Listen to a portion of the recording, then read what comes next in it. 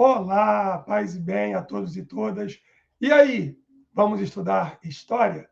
Muito bom. O nosso tema de hoje vai ser arqueologia, mais especificamente arqueologia bíblica. Vamos fazer uma visita ao Tel Jerusalém, ao sítio arqueológico de Jerusalém. Eu vou usar com vocês uma bibliografia básica, que vai ser o livro do professor Israel Finkelstein, a Bíblia Desenterrada, sensacional.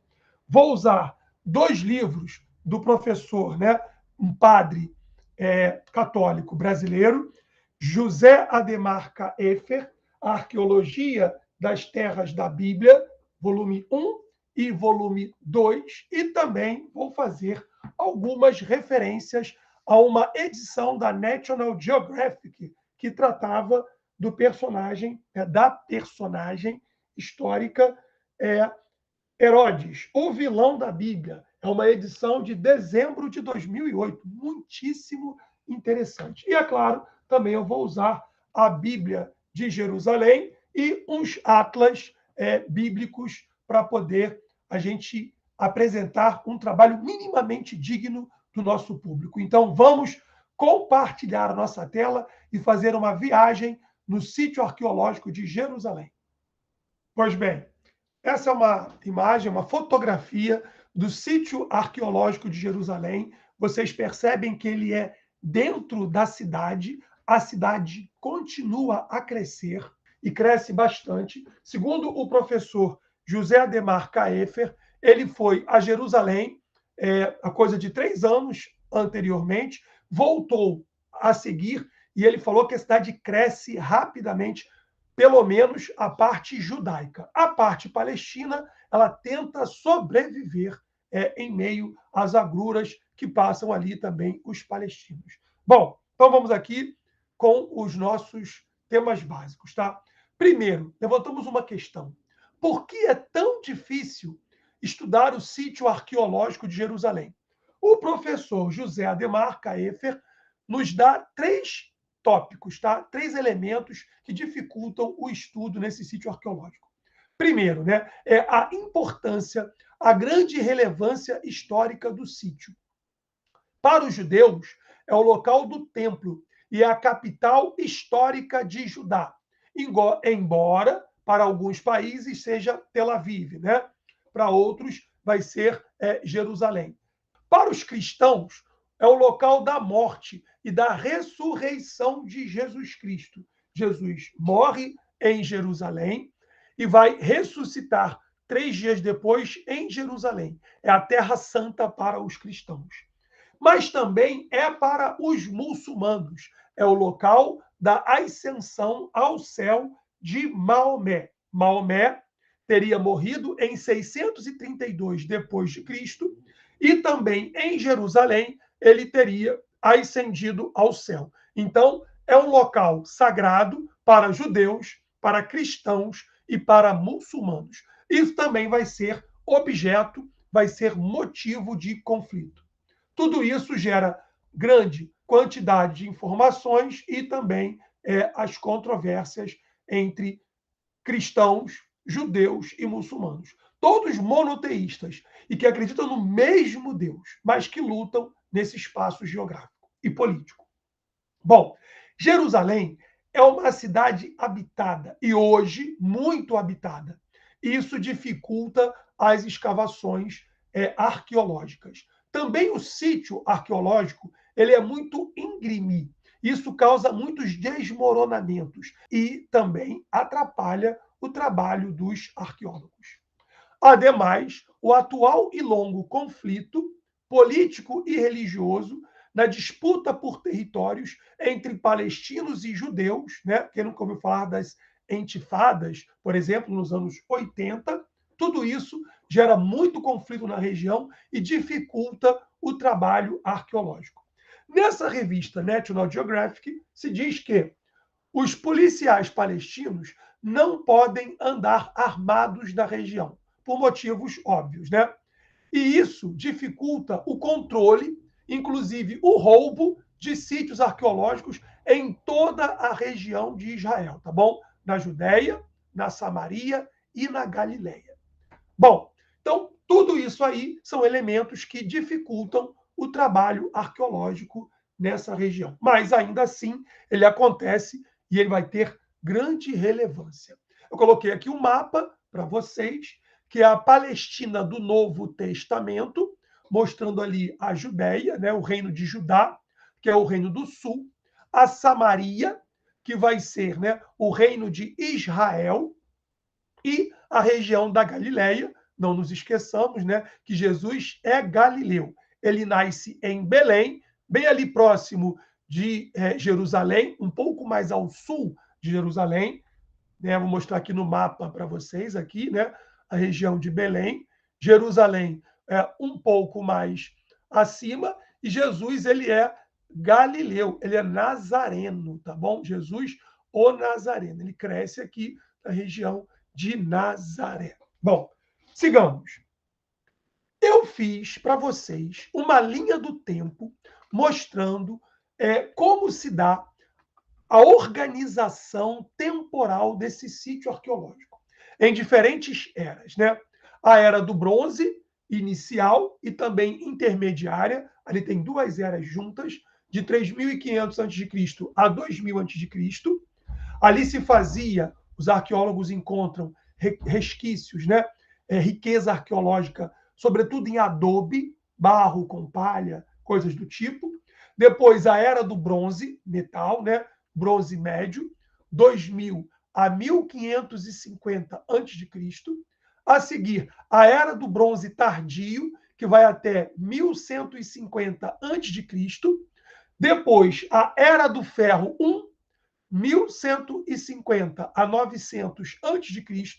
A era do ferro 2, mais progressista, mais avançada, né, da tecnologia, de 900 a 586 a.C. Aí a deportação do povo hebreu para a Babilônia, essa data é uma data histórica. Depois seguimos, né, o período babilônico, com a dominação dos babilônios, 586 a.C. até 536 a.C., quando Ciro, rei da Pérsia, né, liberta, luta contra os babilônios, vence os babilônios e liberta os judeus que voltam para Jerusalém. E, por último, o período, né, do Império Persa ali, né, 538 a 333 a.C. Depois eu não coloquei mais, seria o período helenístico e depois o período da dominação do Império Romano. Tá? Só bem se localizar, né? Jerusalém se localiza a 750 metros acima do nível do mar e está entre dois vales, o Inom, que fica a oeste e ao sul, e o Cendron, que fica a leste, que separa a cidade de Jerusalém do Monte das Oliveiras. O Monte das Oliveiras é citado no livro, né, de Atos dos Apóstolos, no capítulo 1, e ele fala que Jesus está com seus discípulos e também com sua mãe, Maria, e ele vai fazer uma caminhada de um sábado, é o que fala o texto bíblico, tá? Um sábado do Monte das Oliveiras até Jerusalém. Sigamos aqui. Isso aqui eu achei sensacional. No Museu de Jerusalém, no museu, né, em Israel, a gente pode encontrar Jerusalém em diferentes épocas. Como seria Jerusalém no século X, a época de Davi, e depois seus descendentes, né? Salomão e por aí vai. Seria esse trecho aqui, né, bastante pequenininho, tá bom? Fora de hoje das muralhas. Depois, nos séculos 8 a 7, com Ezequias e Josias. Ezequias é muito importante para a arqueologia. Ela vai ter um crescimento um tanto quanto maior. Depois tem uma diminuição no pós-exílio, né? O exílio quando eles vão para a Babilônia. Nabucodonosor II vai invadir Jerusalém, escraviza boa parte do povo hebreu e o leva para a Babilônia como cativo, em corrente. Depois teremos o domínio persa e grego, com o crescimento da cidade. Depois, o período, né, de Herodes, Herodes tem muito o que se trabalhar em arqueologia. Herodes, para o bem e para o mal, né? Ele fez um grande trabalho de desenvolvimento tecnológico, de engenharia naquela região, não só da parte do sul, da parte de Judá, mas também na parte da Samaria e etc. Bom, e depois a gente vai ter no século I depois de Cristo o tempo de Jesus aqui, tá bom? Que já vai ser basicamente com Herodes morre em 4 antes de Cristo, né? Então vai ser ali depois com os seus sucessores. Inclusive Herodes Arquelau, que governou por quase 10 anos, e depois por Pôncio Pilatos, que é tão falado no texto bíblico. Depois teremos a invasão romana, no século II, quando os judeus vão viver a diáspora, eles são expulsos daquela região de Israel. O século V é o século aqui bizantino, são os cristãos mais para o Oriente, e depois aqui nos séculos XV e XVI a gente vai ter a dominação turca. Então aqui é um bom mapa, né, com uma linha do tempo e com a cidade que nos permite ver o desenvolvimento urbano, material da cidade de Jerusalém, de Davi até o domínio dos turcos otomanos. Bom, a primeira referência segura que nós temos no texto bíblico, falando de Jerusalém, está no livro de Josué, no capítulo 10.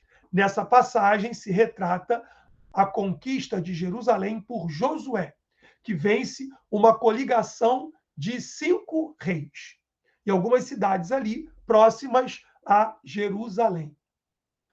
Inclusive a cidade de Laques, que é também importante, porque lá também havia um templo similar ao templo de Salomão. Mais tarde, é Davi quem vai reconquistar Jerusalém dos jebuseus. Isso tudo está no livro de Josué. Na época de Davi, Jerusalém era muito pequena, como nós vimos ainda há pouco no slide anterior. Foi somente depois da tomada da Samaria, do reino de Israel, pelos assírios, em 722 e 720 a.C., que Jerusalém adquire maior importância. A população cresceu, a arqueologia mostra isso, de 1.000 para 15.000 habitantes. O arqueólogo Israel Finkelstein, ele argumenta o seguinte: boa parte, grande parte da população que vivia na Samaria acabou buscando refúgio em Jerusalém. Isso teria sido o argumento para o crescimento demográfico em Jerusalém. Os estudos arqueológicos mostram isso para a gente hoje. Bom, ele vai seguir dizendo o seguinte: há quase que um silêncio total acerca de Davi e de Salomão, no que diz respeito aos textos extrabíblicos, até que, no sítio arqueológico de Dan, foram encontrados 3 fragmentos em estelas de basalto, tá? Cantaria, e nelas, na terceira parte do fragmento, vai se ler o texto A Casa de Davi. Ou seja, há referências no texto bíblico, obviamente, mas também há referências extrabíblicas, que a arqueologia, explorando um outro sítio arqueológico, bem no norte de Israel, em Dan, no Tel Dan, encontrou, fazendo referência à casa de Davi. Ou seja, Davi era uma personagem conhecida, reconhecida daquele mundo no século IX, como defendem aqui os arqueólogos, e não no século X. Bom, aí eu coloco ali para vocês 3 referências interessantes para a gente, tá? Aqui, as 3 partes da estela, que vai mostrar aqui e vai fazer alusão a Davi, a casa de Davi, mostrando um Davi extrabíblico. Aqui nós temos a muralha de Ezequias, construída para proteger Jerusalém, e que depois essa muralha vai ser mais aperfeiçoada, avançada, no período do domínio dos turcos otomanos, e depois o aqueduto de Jerusalém. Esse aqueduto vai levar água, isso é comum nos sítios arqueológicos da região. Tales de Mileto, o primeiro filósofo, vai dizer: a água é o princípio de tudo. Era necessário abastecer essa região. Então, Jerusalém recebia água do aqueduto montado à época de Ezequias. Então, a importância histórica de Ezequias é muito grande nesse sítio arqueológico. Bom, mas foi Herodes, que reinou de 37 a 4 a.C., quem restaurou a cidade e construiu um novo templo. Nós sabemos que o templo, de Salomão foi destruído pelos babilônios quando eles invadiram no século VI Jerusalém. Depois ele vai ser reconstruído. E ele vai ser agora incrementado, ele vai ser aperfeiçoado, e de maneira surpreendente, pelo rei Herodes. Herodes é aquele que é citado, no Evangelho como quem mandou matar os meninos, buscando matar Jesus Cristo também. Tá bom? Então, Herodes é uma figura extremamente controversa na Bíblia e também para a história e a arqueologia. Bom, as pedras com estilo herodiano são de uma cantaria com muito requinte, com muito bom acabamento. Durante a época de Herodes, também se vai construir na região da Palestina, agora eu estou aqui abrindo, além de Jerusalém, o Herodion, que ele mandou construir, pegou o Monte Sião, aplainou o monte e fez ali para ele uma fortaleza, que também era sua residência em algumas partes do ano. Uma construção sensacional feita por Herodes. Ele era, digamos assim, um megalomaníaco, podemos dizer assim, tá bom? Ele também construiu o porto de Cesareia, um porto para águas profundas, altamente bem acabado, algo que era uma revolução tecnológica de engenharia para a sua época. Bom, depois, já na época judaica, no século I depois de Cristo, a gente vai ter uma revolta do povo judeu contra a dominação já do Império Romano. Nessa revolta, boa parte, grande parte, daquilo que foi construído por Herodes vai ser destruído pelos romanos. Tá? Herodes, é bom lembrar que ele era um meio judeu, não é bem visto, inclusive, pelo historiador Joséfo, um historiador cristão, que é um biógrafo não muito simpático a Herodes. Bom, depois, no século II, entre 132 e 135 depois de Cristo, ocorre uma nova revolta contra os romanos. Foi nessa revolta que os judeus invadiram o Herodion, pegaram o mausoléu de Herodes e jogaram ribanceira, jogaram abaixo, na parte de baixo do Herodion. Depois ele vai ser descoberto por um arqueólogo judeu que faz um trabalho sensacional naquela região também de Israel. Bem, em 313 depois de Cristo, o imperador Constantino legalizou o cristianismo. E aí começam as peregrinações aos lugares sagrados da Terra Santa. Foi nesse período que nós chamamos de período bizantino, que em 632, claro, depois de Cristo, a Palestina foi conquistada pelos árabes, sob o comando do califa Omar. Jerusalém passou a ser um centro de peregrinação muçulmana. Daí em diante, vai começar uma série de restrições à visita dos cristãos aos lugares sagrados de Jerusalém.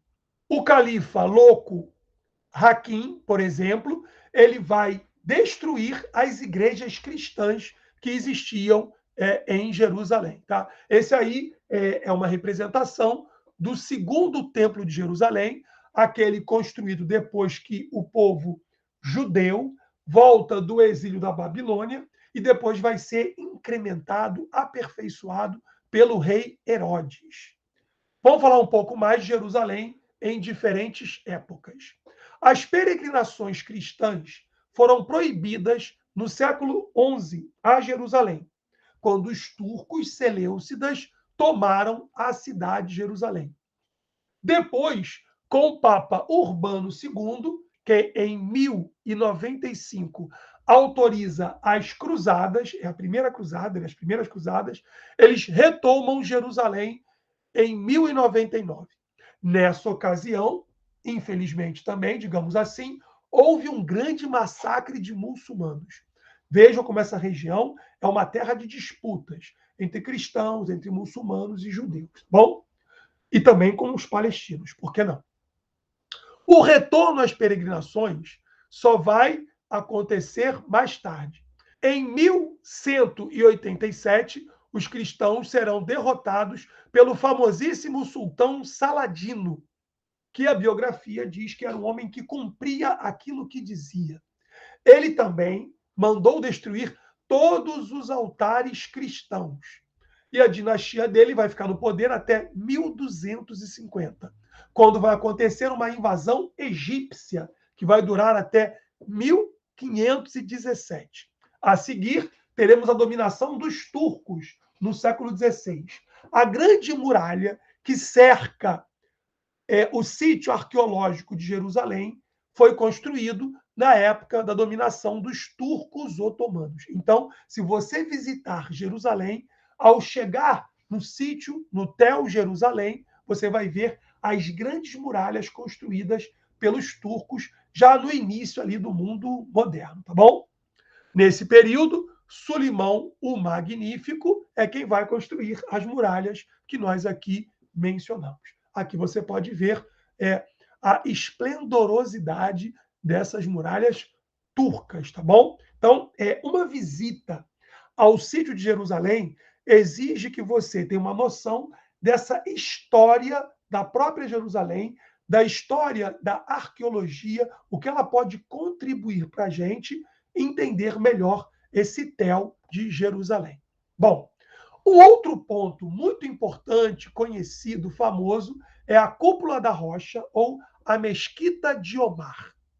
Ela é citada no livro do Gênesis, capítulo 22, versículo 2, é quando Abraão leva o seu filho Isaque para ser sacrificado. Essa história bíblica, creio que grande parte de vocês conhece bem, ou pelo menos relativamente bem, né? Quando ele vai sacrificar o filho, Deus vai dizer para ele: não quero esse tipo de sacrifício. Eu não quero sacrifício humano.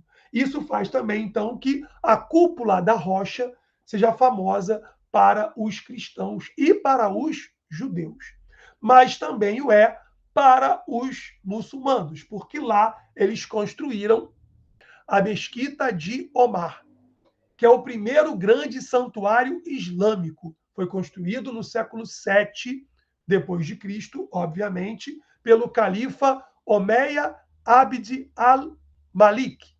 Essa mesquita foi construída em honra à ascensão de Maomé aos céus, né, em Jerusalém, como a gente viu aqui, em 632 depois de Cristo.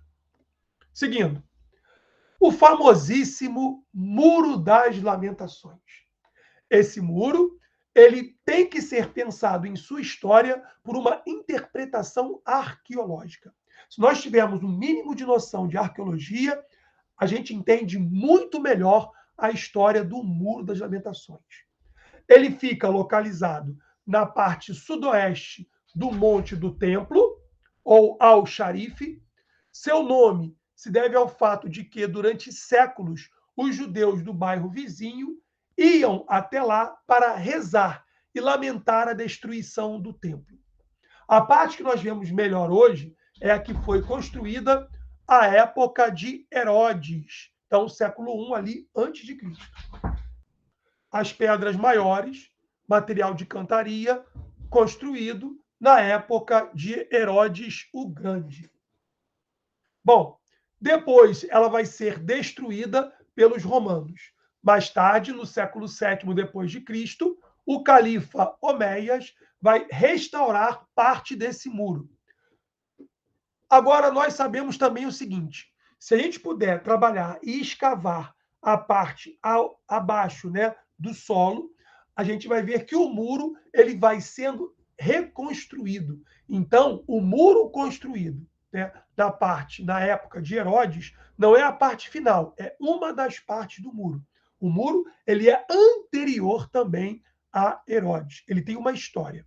A gente vai ver pelos tamanhos das pedras, pelo tamanho da cantaria, a gente vai ter uma noção de que essa área foi sendo aterrada e o muro foi subindo ao longo do tempo. Bom, e aí a gente vê claramente isso, né?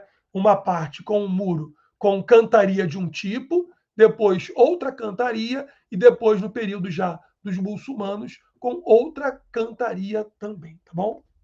Bom, falemos um pouco do Santo Sepulcro. Não se pode afirmar com absoluta segurança se esse é o local da morte e da ressurreição de Jesus Cristo. Por que não? Esse local ficou abandonado por mais de 3 séculos. Os dados nos permitem inferir que o local do Santo Sepulcro é o local da morte e ressurreição, mas afirmar categoricamente não é algo realmente muito seguro. Foi somente quando o cristianismo deixou de ser perseguido por um decreto do imperador romano Constantino que se iniciaram as peregrinações para esse local sagrado, como nós falamos. O problema é que, em 135 depois de Cristo, o imperador Adriano, anticristão, mandou aterrar o local e construiu ali um templo em homenagem ao deus Júpiter, o mais importante deus do panteão romano, e também um santuário a Afrodite. Se ele fez no exato local, a gente tem mais chance de ter ali, de fato, o local do Santo Sepulcro. Bem, entre 326 e 335, Constantino mandou destruir o templo dedicado a Júpiter e fazer ali em seu lugar a Igreja da Ressurreição. Só que essa igreja vai ser totalmente destruída pelo califa muçulmano, né, Hakim, no século XI depois de Cristo. Parte dela vai ser reconstruída depois, em 1042, e remodelada pelos cruzados no século XII, 1100 e alguma coisa. Outras reparações e mudanças foram ocorrendo ao longo dos séculos. Então, o monumento atual que nós temos lá é o do século XIX. Então, esse conjunto de mudanças é que faz pairar dúvidas dentro do meio dos historiadores e arqueólogos, sobretudo, tá bom? Aí eu botei uma imagem do Santo Sepulcro, tá bom? Tem ali vários... os policiais tomam conta da região, um preocupado se o outro não vai invadir o espaço ou não. Quem tem a chave do santuário é uma família muçulmana, tá bom? É bom que nós saibamos disso também. Bom, e por fim, falaremos um pouco da Via Dolorosa, ou a Via Sacra. A Via Sacra diz respeito ao caminho que Jesus percorreu no momento da sua condenação, até chegar ao Calvário. Atualmente, o caminho percorre boa parte do bairro muçulmano e termina no bairro cristão. No período bizantino, século VI ali, né, depois de Cristo, os peregrinos, por exemplo, faziam um percurso na Quinta-feira Santa, sem paradas, desde o Monte das Oliveiras, que nós já comentamos aqui, até o Monte Calvário. As paradas surgiram no século VIII e foi no início do século XIV que os padres franciscanos organizaram a Via Sacra com 8 estações. Depois, essa Via Sacra foi repetida na Europa e os medievais europeus vão estabelecer a Via Sacra com 14 estações, como nós conhecemos hoje. E de lá da Europa, ela vai ser trasladada para Jerusalém. Então, a Via Sacra, como nós conhecemos e fazemos hoje, com 14 estações, ela tem origem em Jerusalém, mas ela vai ser levada para a Europa, ela vai ser incrementada na Europa e depois vai ser um modelo que nós usamos no mundo inteiro, em Jerusalém ou em qualquer lugar que se faça a Santa Via Sacra, tá? Botei aqui para vocês uma imagem mostrando o local da Via Sacra em diversas línguas, né? Em árabe, em hebreu e também ali até em português, a Via Dolorosa. Bom, a cidadela fica junto à porta de Jafa, na parte oeste da cidade. Tudo leva a crer que foi nela que Jesus foi julgado na época do domínio, né, de Pôncio Pilatos. Está no Evangelho de São João, no capítulo 18 e 19. Trata-se de uma das mais antigas construções de Jerusalém. João Hircano construiu ali um palácio real e depois, de novo, Herodes ampliou. Herodes vale uma aula, uma videoaula só sobre as controvérsias de Herodes. Durante séculos, a cidadela foi destruída e reconstruída por vezes. A atual forma é a forma do século XVI, então, na época do Renascimento Cultural, e trata-se de uma obra do sultão otomano Solimão o Magnífico. Bom, e aí eu mostro para vocês uma imagem da cidadela de Jerusalém. Bom, fizemos uma viagem por esse sítio arqueológico, tentei trabalhar com vocês elementos da história, elementos daquela própria cultura, da religião, claro, e da arqueologia, que eu tentei fazer o carro-mestre dessa nossa aula de hoje. Mostrei para vocês, né, os nossos livros, que usamos como referência, e, no mais, o que eu tenho é a agradecer a todos e todas pelo carinho, pela participação ativa em nosso canal. Se você gostou do nosso vídeo, dá um like. Se não é inscrito, inscreva-se, compartilhe o trabalho do professor Carlos Alberto e nós nos encontraremos aqui em nossas próximas videoaulas. Deem sugestão de aula para mim. Isso me ajuda muito no meu trabalho. Muito obrigado a todos e todas. Paz e bem e até a próxima videoaula em nosso canal. Tchau, tchau.